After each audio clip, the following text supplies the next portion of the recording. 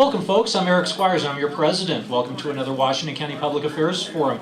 I'd like to let you know that I've got, we have John Hutzler, County Auditor, presenting today. He is also on our board, and I want to thank him for not only being on our board, but his outstanding community service. I had the privilege of hosting a debate with him and his last opponents at CPO 6, and it was really enlightening. He was a great presenter, and we look forward to that encore.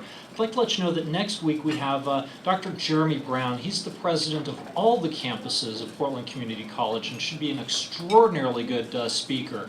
He has spoken in, he's been a president of community colleges in South America and in London, England, and he also is a physicist, so bring your toughest questions. I'd like to let you know that on March 10th we have Tom Marsh, author of To the Promised Land, A History of Government and Politics in Oregon, and that will conclude our non-election season and we'll pivot to our election season on March 17th. We do have confirmation that both Chair Andy Dyke from the Washington County Board of Commissioners and his opponent Alan Amabiska, am I pronouncing that right? Amabiska? Okay, great. Thank you for the nodding heads. They're here on the 17th. Also on the 17th, House District 34 will present, and we've got confirmations from the two filed candidates, Brian Toski and Jason Urgel. And then we're going to have Washington County Commissioner District 2 positions on March 24th. That will be Bob Zaworski and Greg Malinowski. So with that being said, I would like for one very, very simple thing, and that's some applause for our County Auditor, Mr. John Hutzler.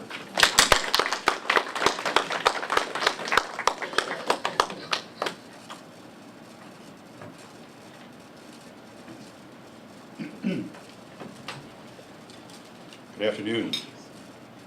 It's a pleasure to be here today, and I thank you for the opportunity to tell you a little bit about the Washington County Auditor's Office. I've been a member of the forum for about 4 years now and have sat with many of you out there to eat lunch, listen to speakers, and ask questions. It's a whole different thing to be up here myself making a presentation. I have had the opportunity to do that before at the old spaghetti factory when I was running for office. But I think at that time I was one of, 5, 6, 7 candidates running for 3 or 4 different offices. I think we had 7 minutes, or was it 5? Marilyn, I think, was the timekeeper back then. Now I've got an hour.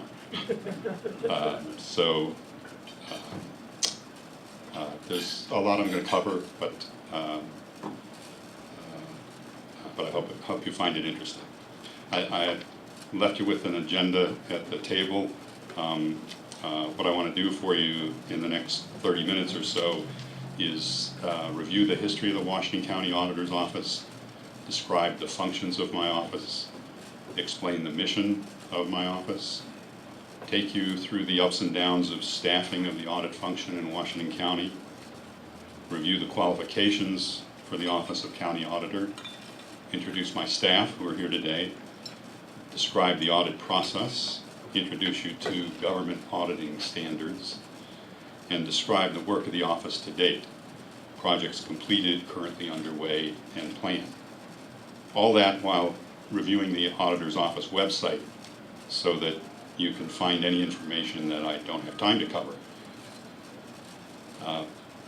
The history of the Washington County Auditor's Office. It was established over 33 years ago in a revision of the county's home rule charter. The county auditor is an elected, nonpartisan office, as are the auditors in Portland, Multnomah County, and Metro. In fact, all of the auditors in the metropolitan area are on the same election schedule. While that fact has had some significance for our neighbors, where the auditors sometimes move from one jurisdiction to another as their terms end, it hasn't really had any significance here in Washington County. The first Washington County auditor, Alan Purcell, was elected initially to a 2-year term in a contested 1980 election. Alan subsequently ran unopposed for an additional 7 4-year terms, 30 years altogether, and he retired in 2011. I was elected in May of 2010 and took office in January 2011 as only the county's second county auditor. What are the functions of the county auditor? First, I'd like to explain what I'm not, because many people come with preconceptions about the word auditor. I'm not the IRS. I'm not the county's tax auditor. I won't be auditing your taxes, so take a deep breath and relax. We can be friends. I'm also not a financial auditor. I do not audit or issue opinions on the accuracy of the county's financial statements. State law requires that counties and other local government entities have an annual financial audit conducted by an external audit firm. Washington County contracts with a private CPA firm for its annual financial audit. The county's annual financial report must be accompanied by an opinion from the external auditors that it contains no material misstatements. I was searching for auditor jokes in preparation for this speech. No easy task, by the way. So here's the first one. What do you call an accountant with an opinion? A financial auditor. I told you it wasn't easy. One more thing my office does not do. Can anyone guess what the most common request to my office is? You might think it would be a call from a county department director asking if we could please evaluate one of his department's programs and make recommendations for how to improve the effectiveness and efficiency of the program. Sadly, no, for reasons I'll explain in a minute. The most frequent requests we receive don't even come from Washington County. They don't even come from Oregon.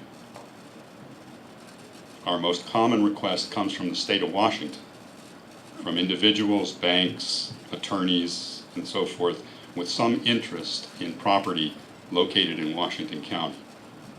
They're looking to register a mortgage or a deed or a lien against a property. My office doesn't do that. But in Washington County, the county auditor performs that function. I'm sorry, in the state of Washington, the county auditor performs that function. So I get lots of calls from people in Washington wanting to do that regarding property located in Washington County. In fact, I have the extension of the registrar, or the registration function that's located in assessment and taxation here, pasted on my computer, because it's the most common piece of information that I give out about Washington County government. Please tell your friends across the river that that's not my job. So what does the county auditor do?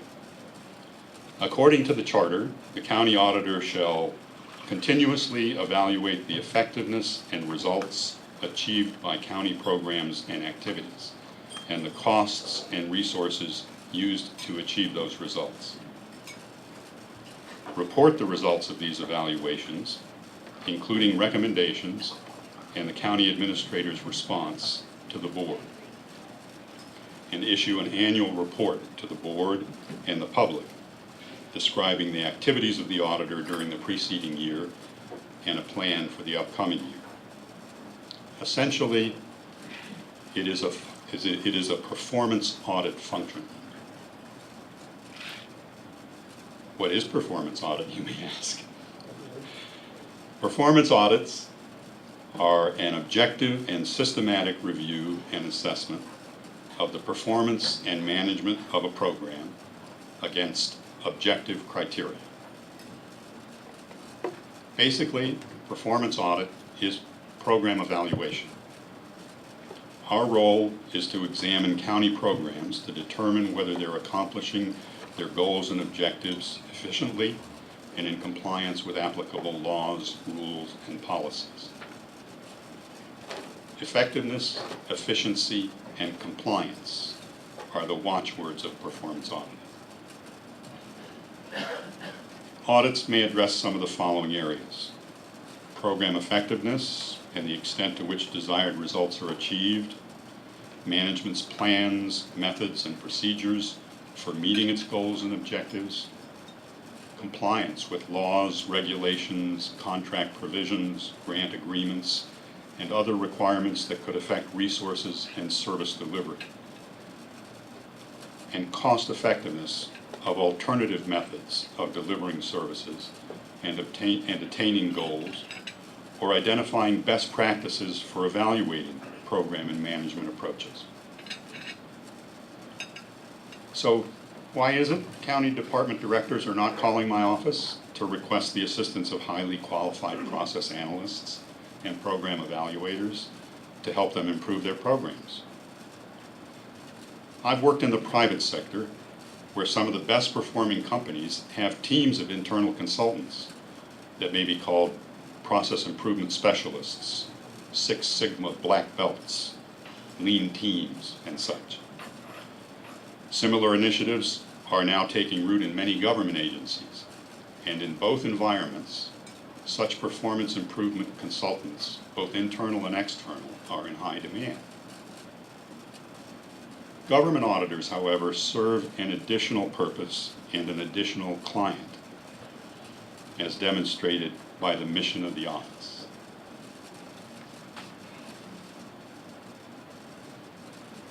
The mission of the county auditor is to ensure that county government is accountable to the public, to ensure that county activities are transparent, and to improve the efficiency, effectiveness, and quality of county services and activities. We do that by conducting independent and objective performance audits, reporting our findings and recommendations, and conducting follow-up and reporting on how the county has addressed our recommendations. One goal, of course, is that management will use our recommendations to improve performance. However, our other mission is to ensure accountability and transparency. Our reports go not just to management, but to the citizens of Washington County and to their elected representatives on the Board of County Commissioners.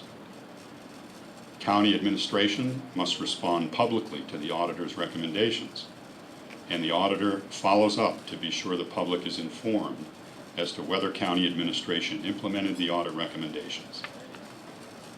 Public accountability involves public exposure, which makes some managers uncomfortable and reluctant to request an audit of their programs. That tension between audit and management is the very reason the Office of County Auditor is an elected office. The county auditor is not elected as a policymaker or a lawmaker like your senators, representatives, or commissioners.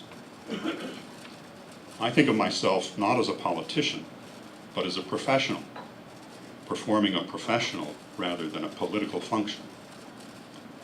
I'm elected to ensure my independence from the county administrator, who is ultimately responsible for the effectiveness and efficiency of the programs that my office reviews.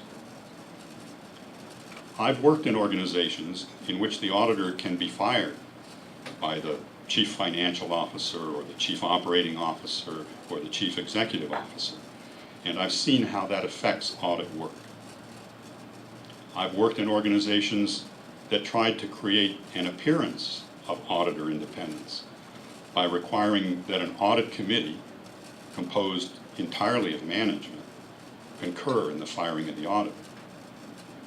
And I fought for changes to provide that a majority of audit committee members come from outside the organization. And I've worked as an elected county auditor. Nothing compares. The level of independence gained as an elected auditor may not quite measure up to the lifetime appointment of a federal judge. But at my age, if I could run for 30 years unopposed like my opponent, it would come pretty close. So, staffing and resources of the auditor's office. When the first county auditor was elected 33 years ago, he immediately hired a second auditor. For the next 15 years or so, the office had a staff of 2. As I'm sure most of you are aware, Washington County has been the fastest growing county in the state for decades. After 15 years in office, my predecessor asked for another auditor position. which was denied for some reason. When his assistant auditor retired, the county auditor did not replace him. Instead, he gave up that position in exchange for a small contracting budget and instituted a practice of contracting out the performance of his audits to CPA firms or consultants. He persisted with this model for the next 15 years.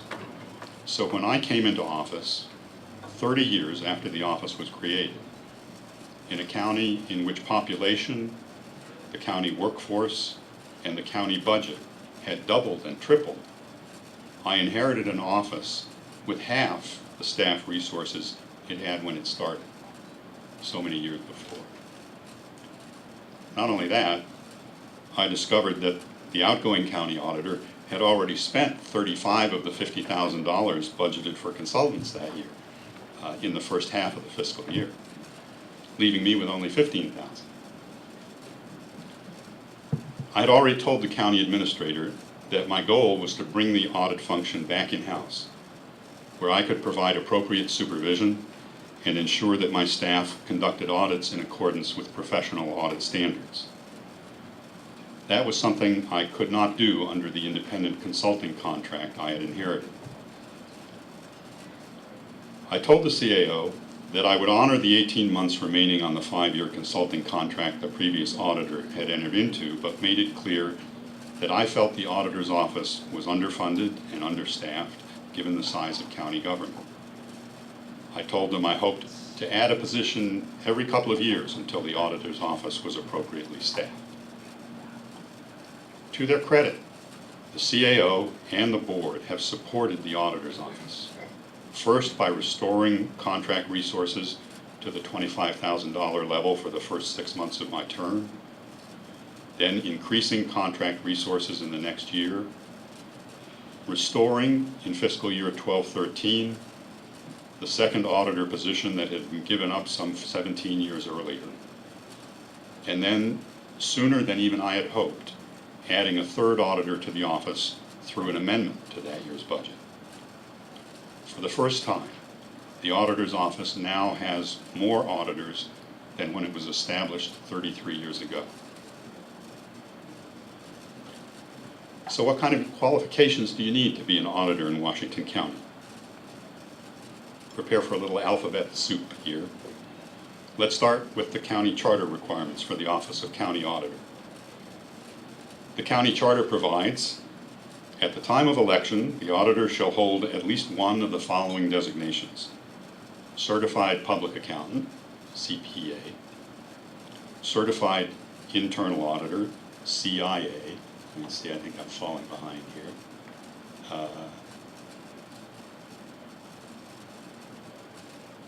Here we go. Would be here. Or Certified Government Audit Professional, CGAP or CGAP. The county auditor must also have been a resident of Washington County for at least 6 months. I've been a resident of Washington County for 23 years. I have a CIA and a CGAP. I also hold a Certificate in Control Self-Assessment, CCSA, and accreditation in Internal Quality Assurance, IQA, from the Institute of Internal Auditors, the IIA. I'm a member of the IIA and the Association of Local Government Auditors, ALGA, or ALGA. I have over 17 years of audit experience in both government and private sector organizations, including Multnomah County, the City of Portland, several state agencies, Kaiser Permanente Health Plans, and Wells Fargo Bank. I've worked in audit shops where I was the only auditor and where I was one of 70 to 80 auditors. I have a BS, a BA, and a JD degree. As you can see,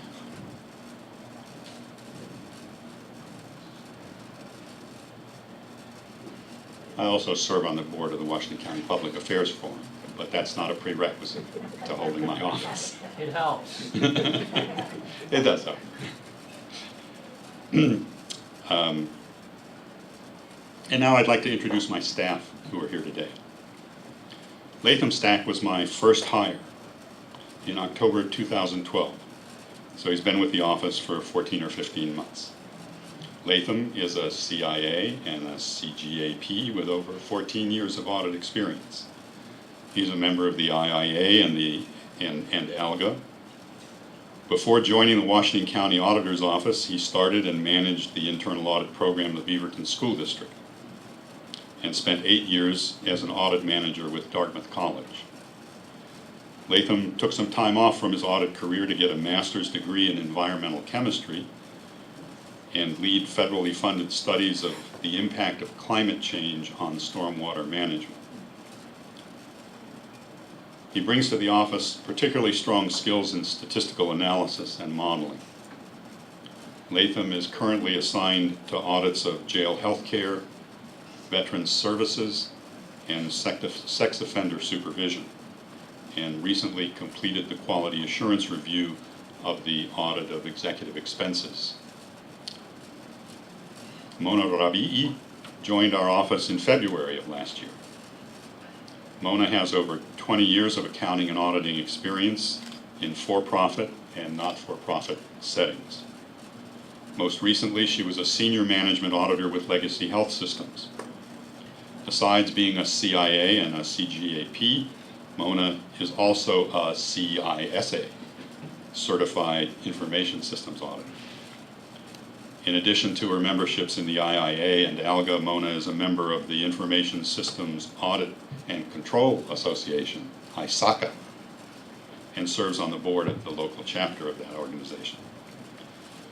Mona is currently assigned to audits of veterans services and transportation capital projects. She's currently performing the quality assurance review of the jail healthcare audit.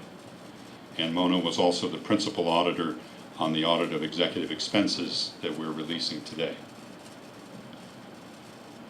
But neither Latham nor Mona had recent experience in government audit when they were hired, and I told them both early on that I expected them to promptly pass the exam to become certified government audit professionals. They both achieved that additional certification in just the past few months, and I'd like to publicly recognize them for that achievement. Thank you, Latham and Mona, and congratulations. Finally, I'd like to mention the latest addition to my staff. Leilani Rising is a half-time volunteer who couldn't be here today. Lani is a CPA, a retired CPA, with 2 years of experience with the Oregon Audits Division and 14 years of experience with the Washington County Finance Department, from which she retired about 4 years ago.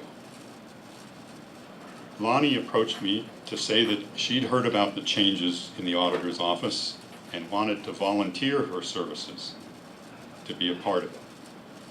What could I say? That fit my budget perfectly. Lonnie brings to our office an insider's knowledge of the county and its financial and accounting systems that will be of real value in our work going forward. I'd like to tell you a little bit about the audit process. There are really two primary audit processes: selecting audit programs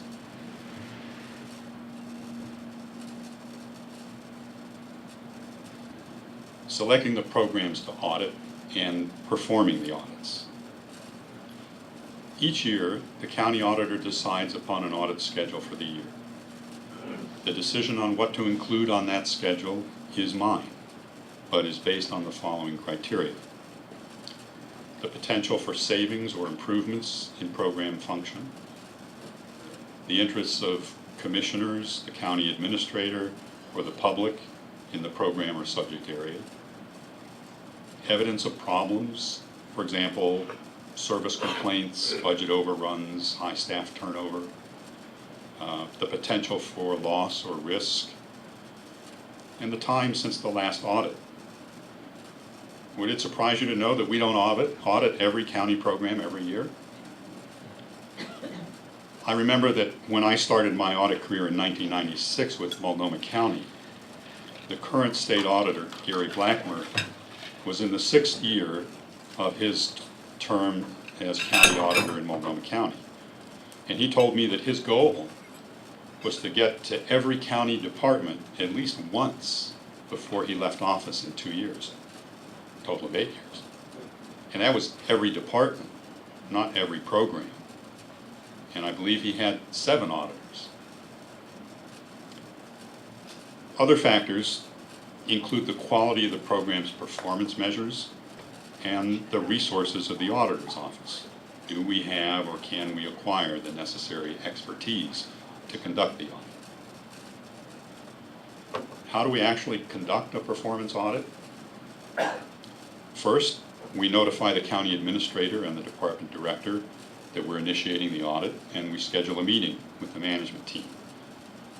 At that meeting, I introduce my audit team and explain the purpose, process, and anticipated timeline of the audit. The auditors make arrangements for access to information systems and key personnel. They also gain a general understanding of program areas, as well as any problems or concerns management may have that they'd like us to look at. Audit work generally proceeds in 3 phases. The survey phase is a general look at all the operations of the department or program. The team reviews the professional literature and all the available information about the program: budgets, plans, strategic plans, policies, procedures. Interviews staff and others knowledgeable about program operations and program results. Auditors may also ride along with staff to get a hands-on perspective on their work. During survey, the auditors determine if there are areas that could benefit from in-depth analysis. At the end of survey, the auditors brief department management describing their audit work, issues identified, and areas needing further work. If further work is not required, the audit could end here. If significant issues have been identified, the audit team will then begin more detailed information gathering in what is referred to as the fieldwork stage. Auditors will focus their work to obtain an in-depth understanding of the issues, and at the end of fieldwork, they meet again with department management to review results. The audit report is the formal vehicle to communicate the auditor's findings and recommendations. It is carefully prepared, and the information is validated and reviewed by other auditors. Once this is completed, the auditor provides a draft to department management and the county administrator for their review. The auditors meet with management to discuss the report to ensure that the information is clear and accurate. They may modify the report based on feedback received. The final report, together with the county administrator's formal written response, is posted on the auditor's website and presented to the Board of Commissioners. And an important 4th phase of audit work is follow-up, to determine whether county administration followed through on the steps set forth in its response to implement audit recommendations. Without follow-up, there's no accountability, and follow-up is required by professional audit standards. What are professional audit standards? Most audit shops in the U.S. follow one of 2 principal sets of professional audit standards. Either the international standards for the professional practice of internal auditing, issued by the Institute for Internal Auditors, if you remember IIA, or the government audit standards of the U.S. Government Accountability Office, GAO. Auditors affectionately refer to these standards as the Red Book and the Yellow Book, based on the color of their covers. Although the standards are similar in many respects, there are differences, and I've decided that my office will follow the Yellow Book, the government auditing standards. Adhering to auditing standards helps to ensure that auditors have the competence, integrity, objectivity, and independence necessary to plan, conduct, and report their work. When evidence is acquired and evaluated according to standards, auditors' conclusions are more likely to be seen as credible, and their recommendations are more likely to be implemented. One of the essential requirements of professional audit standards is that an audit organization must submit to regular peer reviews by other auditors to ensure compliance with the standards. In 33 years, the Washington County Auditor's Office has never had a peer review. I made a commitment to complete such a review before the end of my first term, and I'm currently in discussions with the Association of Local Government Auditors to arrange for that peer review before the end of the year. Work to date. Over the past 3 years, my office has addressed 13 areas of county operations to one degree or another. We've completed 11 follow-up reviews of 6 auditor's office reports. The purpose of these reviews is to report to the board and the public whether county administration has implemented the recommendations made in the auditor's report. 3 of these projects, an evaluation of the county's annexation processes, a performance evaluation of the enhanced Sheriff's Patrol District, and a review of the county's fleet replacement fund, have been closed because implementation of the recommendations has been completed. 3 more, a management audit of the Justice Court, a review of the county's sustainability program, and an evaluation of the Urban Road Maintenance District, are still in process, still in the follow-up process, because management had indicated in our last review that it was still working to implement some of the recommendations. Just last week, we initiated a 3rd follow-up review on 2 of these projects. In all, we followed up on 69 recommendations from these 6 reports. 14 of those recommendations are still in process and follow-up will continue. Of the 55 recommendations that have been closed, 84% have been fully or partially implemented by management. We've also initiated 5 audits which are in various stages of the process. 2 of them, an audit of sex offender supervision and an audit of transportation capital project management, basically road building, are in the survey phase. We're conducting field work on an audit of veteran services. We're conducting our internal quality assurance process on our report on jail health services, and will soon be requesting management's response to that audit. And today, we're releasing our report on executive expenses. 2 more projects, a review of the county's ethics hotline and a management audit of the fair complex, were included in our audit schedule for this fiscal year. I expect that the ethics hotline will be completed before the end of the year, and the fair complex audit, which is a much larger project, will extend into the following year. The report we're releasing today is an audit of executive expenses. Our audit report was released this morning to the commissioners, the county administrator, and the press, and will be available to the public on the auditor's website as soon as we get back to the office.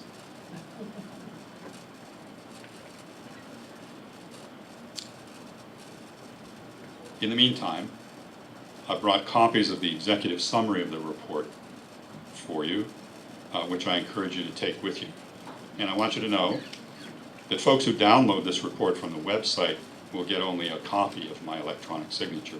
You folks are getting signed originals, which can only increase in value as collectibles. That's another auditor joke. County executives include basically the county's elected officials, the county administrator and his assistants, and the directors of county departments. These are the 20 or so people at the top of the organization. Because it can be difficult for employees to question the expenses of their superiors, it's pretty routine in the private sector for internal audit to regularly audit the expenses of top management. However, such an audit had never been performed in Washington County. As we've seen recently in our neighbor to the east, even the appearance of inappropriate expenditures of public tax dollars for travel by public officials can erode confidence in government. We undertook this audit at the request of a county commissioner who wanted to reassure the public that board expenses are reasonable, appropriate, consistent with county policy, and subject to independent review. We found that in general, the county has an appropriate system of internal controls over the travel and business expenses of county executives. Policies are in place addressing what expenses are allowable and prohibited, and defining the processes for authorization, review, approval, and reimbursement of expenses. However, these controls are not always effective in ensuring compliance with county policies.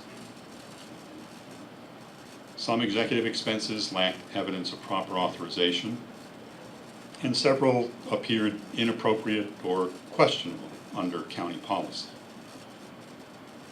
We reviewed a sample of expenses incurred between July 1st, 2099 and June 30th, 2012. And I'm happy to report that most of the exceptions we identified were incurred earlier in that period by officials who are no longer employed by Washington County. In addition, county administration had already revised and improved its travel expense policy early in 2013 and has responded to our audit with plans to address each of our audit recommendations through further policy revisions, increased employee training, and better documentation of expenses. Because the auditor's office cannot independently review my expenses, I've also asked the county administrator to direct finance to audit those expenses, and I've decided to post all of my expense reports to my website. In addition, because public disclosure can be a more cost-effective way to reassure the public regarding the travels of public officials, I've invited the Board of Commissioners to consider adopting a program of disclosure similar to that of El Paso County, Texas. As reported by the Oregonian several weeks ago, you may have seen, El Paso County publishes on its internet site regular reports of county travel. In the Oregonian's unscientific online poll following that story, 82% of respondents indicated that they thought publicly funded travel documents should be available online. I would also encourage you to keep an eye out for our upcoming report on jail health care. This has been a particularly challenging audit because the county provides health care to inmates of the county jail through a contract with a private for-profit company. As a result, our access to information and records relevant to our audit has been limited by weaknesses in the county's standard right to audit clause and the reluctance of the contractor to disclose to the county auditor documents that it considers proprietary. Because Washington County provides so many of its government services through private contractors, identifying and remedying weaknesses in the right to audit clause included in every county contract will have benefits far beyond the jail health care program. Thank you again for inviting me to speak today. I hope you've learned a little bit about the Washington County Auditor's Office, and I'm open to questions if you'd like to know more.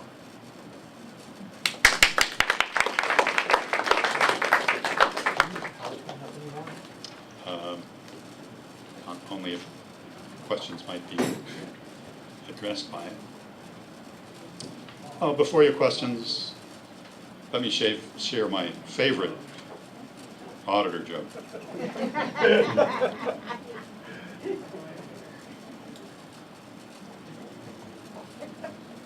To an optimist, this glass is half full. To a pessimist, the glass is half empty. But to a performance auditor, the water quality meets federal standards for consumption. But the glass is twice as big as it needs to be.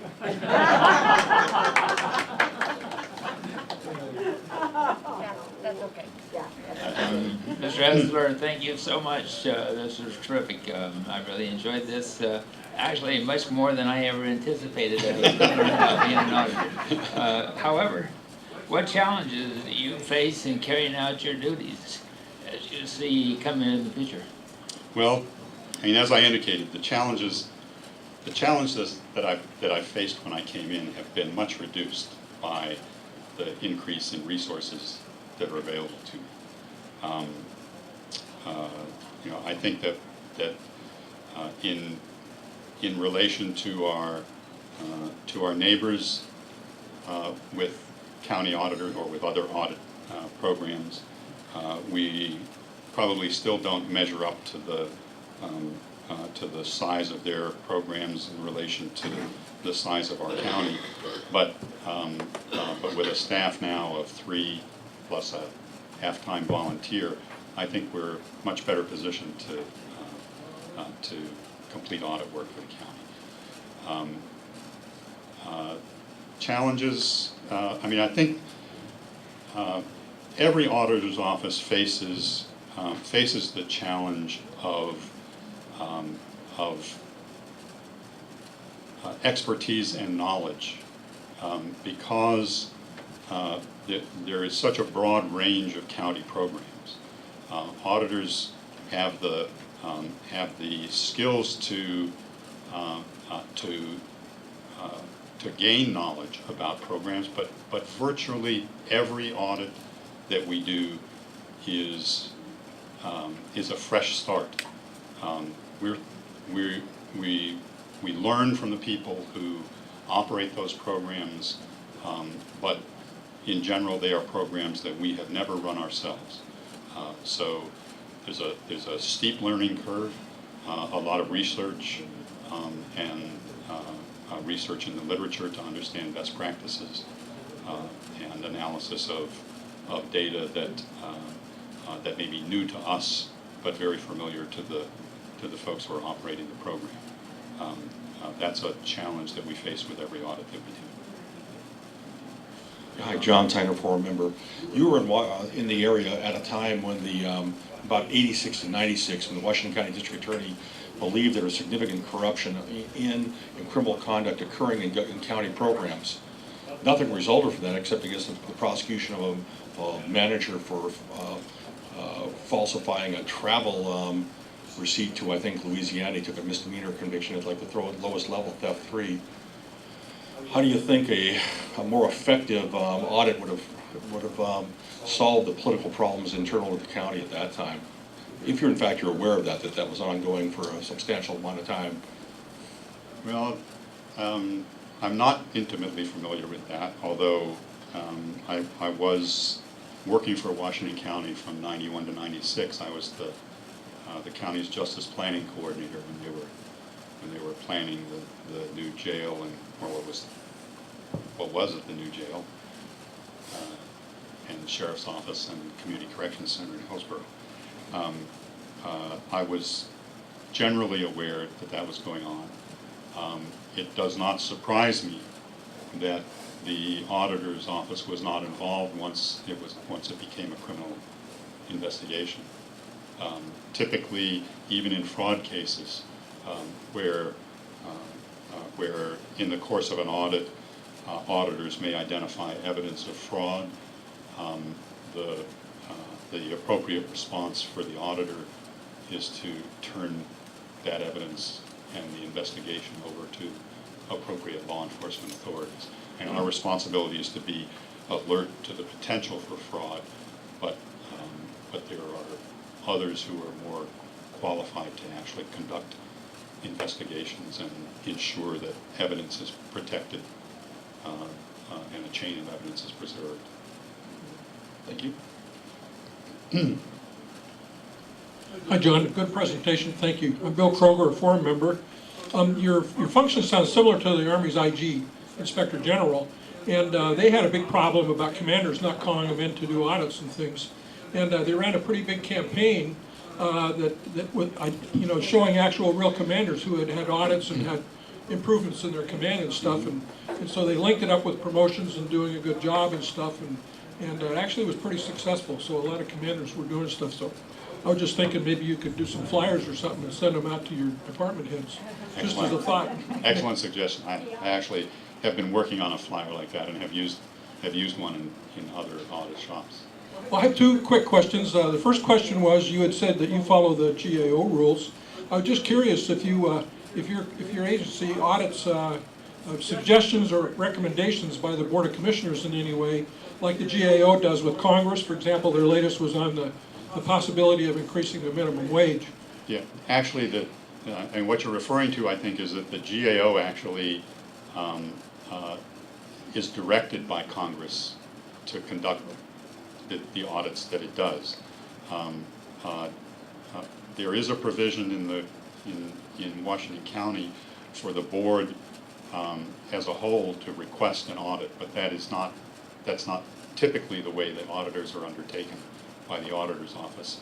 In general, as an independently elected official, the auditor makes those decisions himself based upon the kind of criteria that I explained. But also, as I mentioned, the audit of executive expenses was one we undertook at the suggestion of a county commissioner. So we do consider those, but it's not quite the same relationship that the GAO has in being directed by Congress as to what investigations to undertake. Well, my second question was, in the state of Nevada, in Story County, which is Virginia City's the county seat of it, prostitution is legal. And so they actually have county auditors that go in and do some auditing. I'm sure it's auditing of books and not maybe your kind of audit. Why don't you tell us about your most exciting audit? That's a performance audit. Yes. Yeah. No, I actually wasn't aware that they do that in Nevada, and I'm hoping that I don't lose Latham to the Nevada Auditor's Office. The most exciting audit, let's see. Hard to find it. I think, I mean, excitement in audits can come from a variety of sources. Often the most excitement is generated when you audit a function of another elected official and seek a response from that official. And when I was with with Multnomah County, I did an audit of the county's contracts, really the sheriff's contracts with several local municipalities to provide law enforcement services within those cities. They were relatively small and didn't have police departments of their own, and instead contracted with the county sheriff for law enforcement services. And as you may be aware, the law enforcement function of the Multnomah County Sheriff's Office is really pretty small. I mean, his office is responsible primarily for operation of the county jail, and the city of Portland takes up so much of Multnomah County that his patrol responsibilities are much diminished, and most patrol services are provided by the Portland police. So he was, he valued the opportunity to provide these law enforcement services, and valued them to such an extent, I found, that the county was not receiving anywhere near the cost of those services through the contracts that it had. And the sheriff wasn't real happy with that with that audit. And, you know, it's always a little uneasy when you meet with people who carry guns and you bring bad news. So that was exciting. I'm optimistic that the audit of jail health services, the jail in Washington County obviously is also run by the sheriff. I'm optimistic that that audit will be less exciting when we meet with them. In part because the sheriff, although he operates the jail, is not responsible for that contract for health services. That resides in Health and Human Services. So this is really more of an audit of the Health and Human Services Department than it is of the jail, although it is of a function that's performed within the jail. Jim Cape, forum member. Last decade during the annexation meltdown, the county auditor did an audit of the cost-benefit analysis of annexation in service districts. And the county and the city didn't like the results, so they kind of dumped the report. Then they did a $300,000 contract with Mark Cushman to do an annexation summit. And that was just direct cost. Indirect cost, including salaries of the politicians and bureaucrats at the county and metro and cities and the service districts, was over $500,000. And that also did not support annexation. So everyone just kind of ignored it. So how should Mark Cushman and the politicians and bureaucrats be held accountable for $500,000 worth of taxes spent on annexation results and studies that they didn't agree with? Thank you. Well, I mean, Mark Cushman, if he had a contract, is accountable through his contract, but I suspect that his contract, I mean, I'm not familiar with it, but I expect that his contract didn't require that he come up with recommendations that everybody would accept, merely that he do the work, facilitate the process. I'm not sure what his role was, but I suspect, you know, he's been paid for the work he did, and we're not likely to see that money back from him.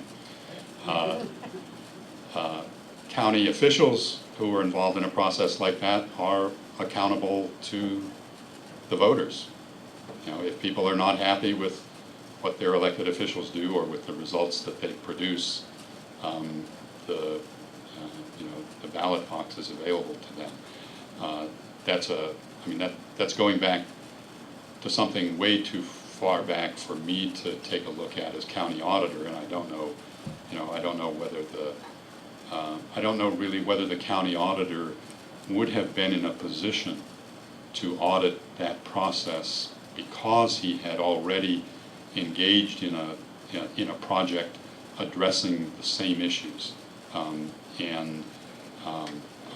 to then audit the subsequent process might have been seen as a compromise in his impartiality in regard to that process. So that may be why he never audited the Cushman review. Hi there, Marilyn McWilliams, and I am a forum member and Fulton Valley Water District Commissioner. My question is sort of on my wish list. I've talked to a number of people who weren't aware of some county services because they go to the website and they can't find what they want and so on. So is there any way that you could encourage an audit or a way to upgrade that website so people can find the information they need? Yes, there is. I recall that when I was with Multnomah County, it wasn't my project, but one of the audits that was undertaken in Washington County was what they, as I recall, it was referred to as a wayfaring audit. You know, how do you find your way through and to county services? And it looked, as I recall, I don't specifically recall because this is going back a few years, and I assume the county had a website, although those don't go back all that far. But I know that it looked at things like the phone trees within the county. How difficult was it to manipulate your way through a phone tree to get to the right person? How likely were you to get the right answer? It looked at signage in county facilities. How effectively did they direct people to the appropriate office or department for what they had? And in fact, after that audit was completed, it became a kind of a standard step in all county audits that, regardless of what department you were going into to conduct an audit of that department's programs, one of the things that you would look at was the wayfaring aspect. So yes, it's certainly something that, and I'll add it to my potential audit list. Phil Nelson, board member. Thank you, John, for an excellent presentation today. I have a question regarding the public contacting your office, individual citizens, and raising a concern about, say, a county employee or a program.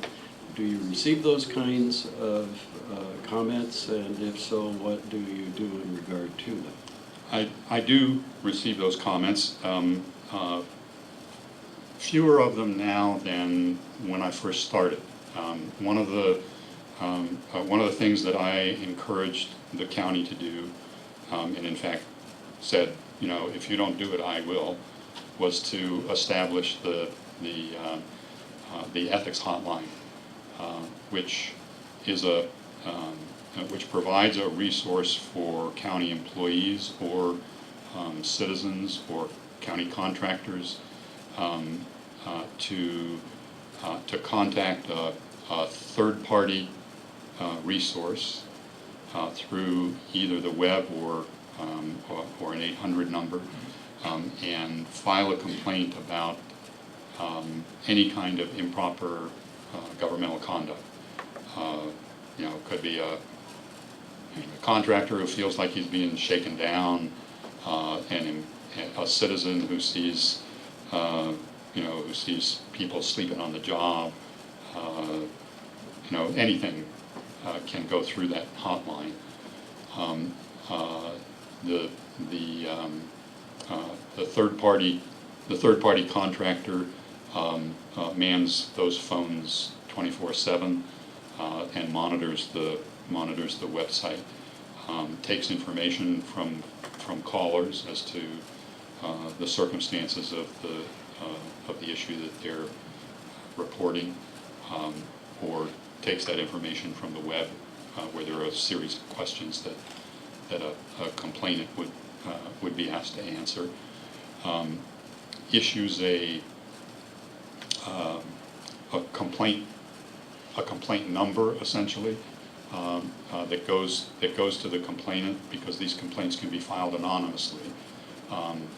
But should the county need additional information in order to pursue the complaint, through that complaint number, they can essentially post a question on the web, because they have no other way of reaching a person who's filed an anonymous report.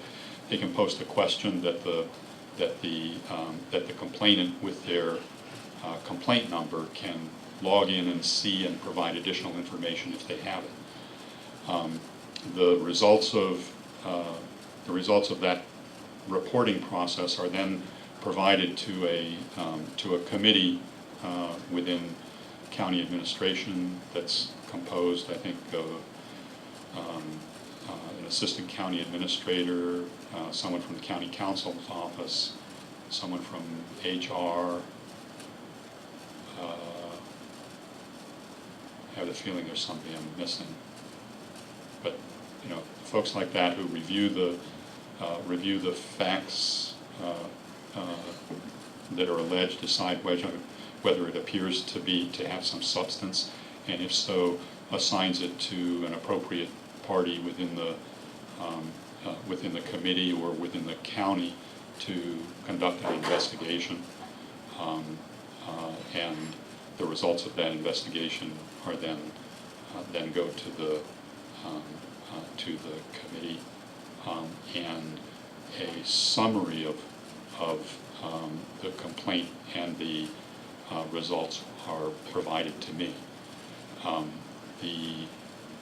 The audit that I mentioned that's on our schedule for this year is an audit of that process, which has been in operation now for, I don't know, two and a half years. So we'll be reporting on, the kinds of complaints that have come in, how they've been handled, and how that process is working, and if necessary, making recommendations for how it might be improved. But as a result of having that kind of resource, calls to my office are less frequent. I have some business cards in the back, and on the back of my business cards is contact information both for that ethics hotline, which is called Ethics Matters in Washington County, and contact information for my office if people would prefer to report through my office. And I do have the authority to investigate those kinds of complaints, and even the authority to hire outside consultants or an outside law firm to address a complaint like that. Chris Leslie, foreign member. John, it's great seeing you up there, and you and your staff with all your degrees. I'm very impressed. I almost think you're overqualified. I don't think I mentioned they also both have graduate degrees. They both have master's degrees. I realized that from reading on them. The bottom line, can you give us an example of how much money you've saved us by doing an audit? That's kind of hard to quantify in most cases. That's physics, Yeah. 13th dimension. I mean, audits are undertaken for a variety of reasons. For example, this audit of executive expenses, executive expenses, all county travel and business expenses represent less than 0.5% of the county budget. This is not a place where you're going to realize big savings. It's an audit that's undertaken primarily to provide reassurance to the public because travel and business expenses are kind of a sensitive issue, as the chair of the Multnomah County Board discussed. People don't like to see you spending money to go off someplace with your mistress, and so it becomes a hot button issue. The Oregonians covered it extensively, not just in Multnomah County, but their report, of a few weeks ago of commissioner expenses in the three counties in the metropolitan area, which basically indicated, none of them appear to have an excessive budget for commissioners' travel. They're all in what certainly seemed to me to be a reasonable level. I think we identified maybe $2,500 in the sample of $48,000 that we reviewed that we thought were questionable or inappropriate expenses. That's 4 or 5% of the expenditures we reviewed. It's not insignificant, but but $2,500 is not a lot of money. It certainly doesn't pay for an audit. On the other hand, an audit, such as our upcoming audit of capital projects management, when you talk about how much money the county spends on roads and whether better management of those projects could save the county money, that's where there's real potential for savings. Do you review the construction contracts? We would be doing that in this audit, yeah. No, we don't routinely review construction contracts, but as a part of this audit, we will be drawing a sample of projects and looking at things like the construction contracts that the county uses to build those projects and You pays. mean you private have a contractors. contract without a review? Oh, no. My office does not review them. I mean, the county has processes for contract review and, you know, a bid process and evaluation of bids, certainly. Yeah. And, you know, the county's processes for doing that are something that we might audit. Okay. Yeah. My bad joke is bureaucracy, auditing bureaucracy. Hey. Any other questions? I call Thank for you very some much. applause. Thank you so much for being here. Folks, I'd like to wind down today's forum. This was a great presentation because we got to see the checks and balances within our own county. It's great to see some folks from the CAO out here as well because they are members. However, this body is not funded directly by the county, but we do help keep the county in balance with these wonderful questions, these good checks and balances in our system. And it is my pleasure to have John Hutzler on our board because that really helps bridge our organization with the county that we live in. That being said, folks, please drive safe. Come back in a week. Thanks for being here. Bye-bye.